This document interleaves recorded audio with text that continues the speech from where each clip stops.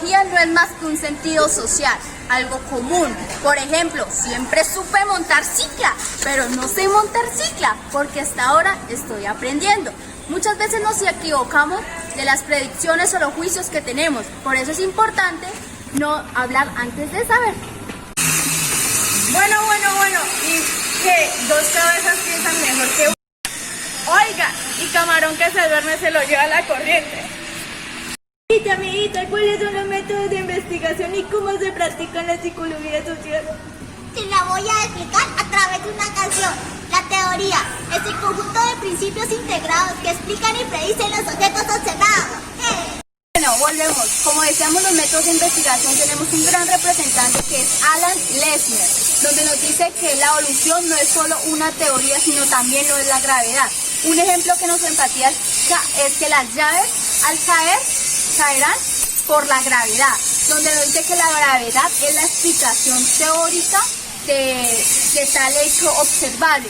Por ejemplo, los grandes científicos como lo es Jules Poincaré o también lo es Carl Lewis, donde nos dice que las teorías y los hechos son como peras y manzanas. Los hechos son afirmaciones observables y las teorías son esas ideas que resumen esos hechos que observamos. Bueno, a partir de esto también echan las hipótesis, que las hipótesis también son gracias a esos eventos que pronto no concretamos de que sea una teoría eficaz o que sea algo real.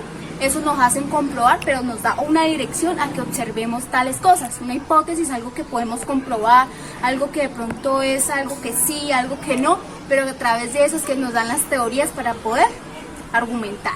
¿Vale? Chao, hasta la próxima. El planteamiento de las preguntas correctas. Los investigadores aseguran que el orden de las preguntas en una encuesta puede tener un impacto sorprendentemente poderoso. La formulación de las encuestas es un tema muy delicado.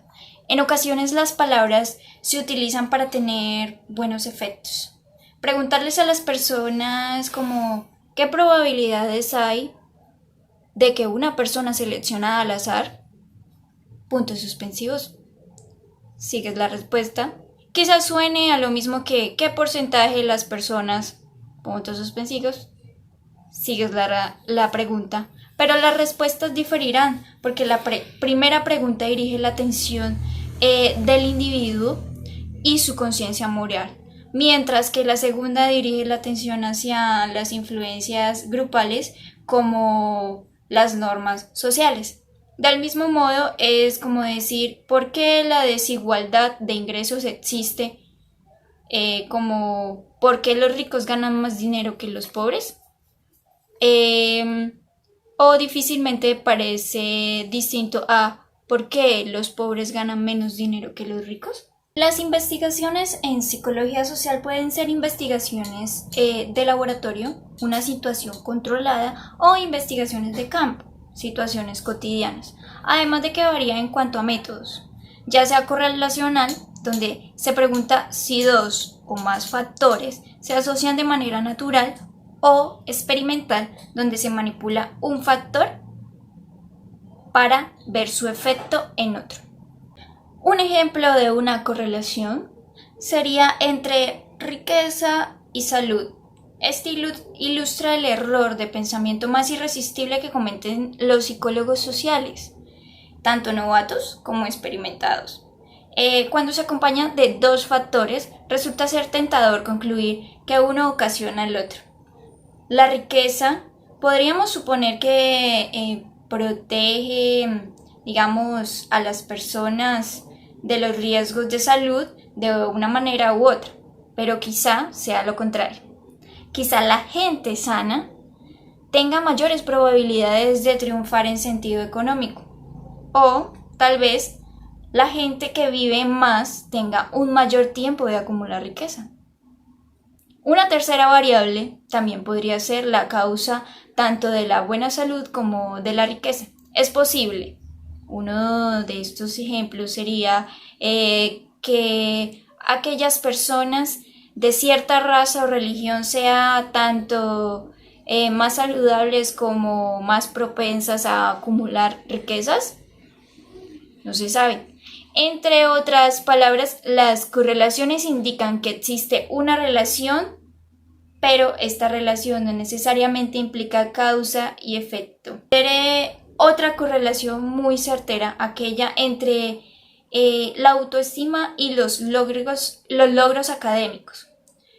Los niños con una elevada autoestima también tienden a logros académicos elevados, como el caso de cualquier correlación. También podemos afirmar lo mismo en la otra dirección. Los niños con alto rendimiento académico tienen una elevada autoestima.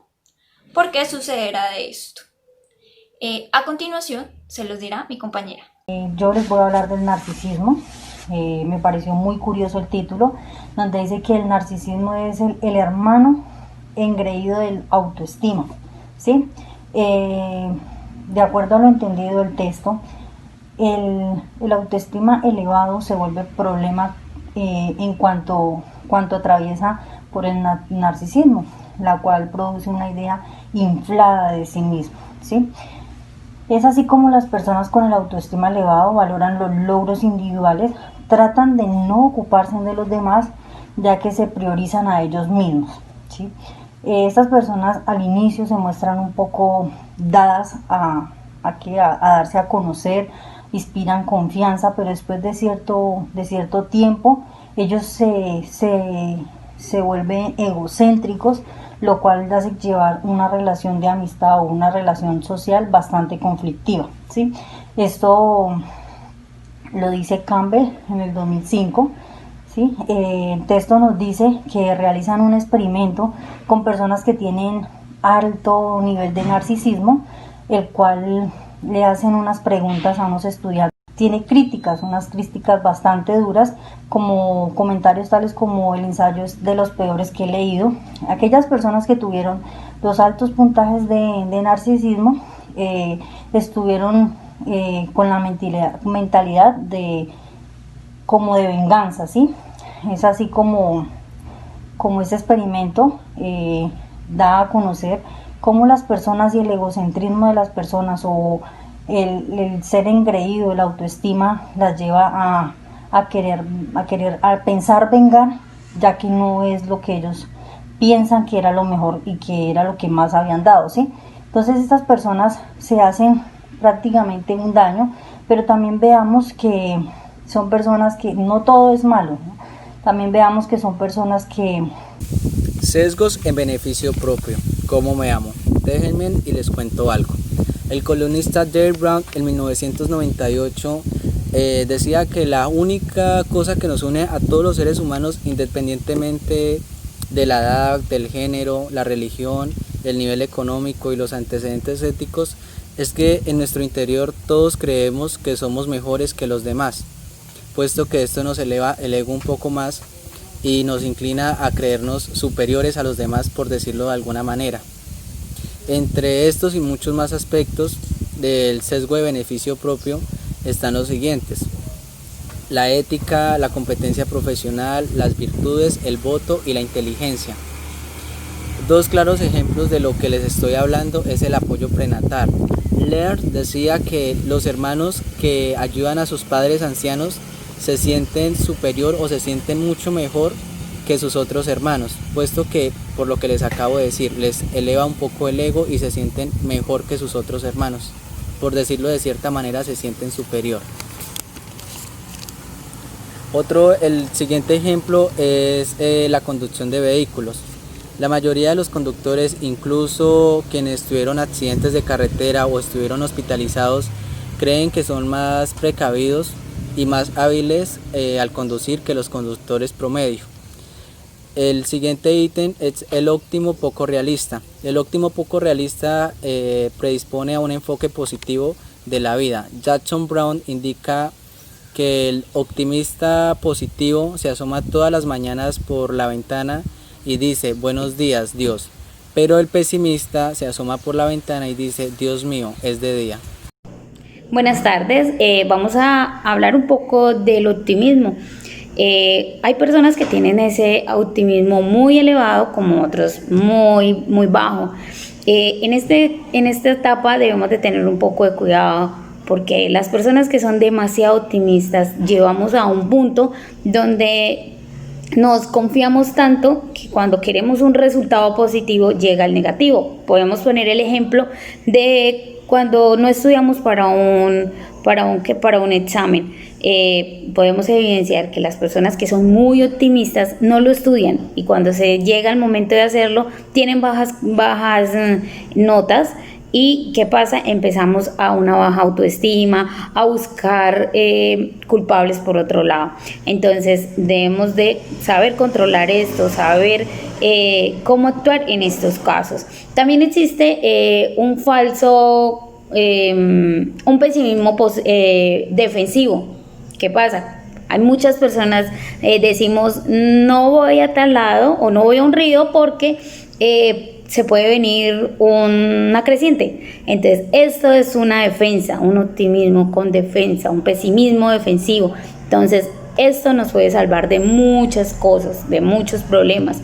También hablábamos del autocontrol, de cómo controlarnos. A veces el autocontrol nos salva de muchas cosas, controlarnos, pero si en una pelea encontramos que nos vamos a controlar y no lo vamos a hacer, estas personas tienden a desquitarse con su pareja, a tener conflictos en el hogar, a tener dificultades. Como hay muchas personas que tienen como ese autocontrol de manejarlo, de saberlo actuar, de saberlo manejar, y podemos evidenciar que en su estatus de vida es muy adecuado para llevar pues una calidad de vida. Hasta este momento todos podemos hacerlo, todos podemos tener este autocontrol, sabiéndolo llevar y sabiéndolo manejar de una adecuada manera.